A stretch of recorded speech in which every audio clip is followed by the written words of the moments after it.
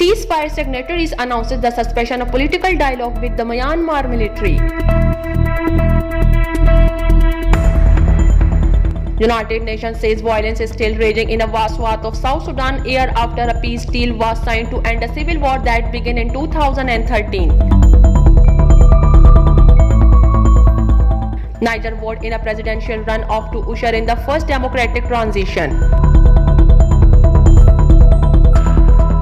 UN chief condemned the use of lethal force against protesters in Myanmar.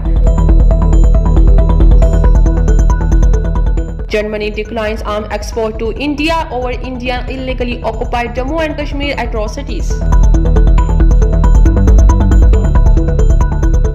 Pakistan and South Korea have agreed to hold bilateral policy consultation to strengthen cooperation between the two countries. World Bank pushing for standard vaccine contract and more disclosure from makers. Turkey president wishes to improve tasty relation with the US.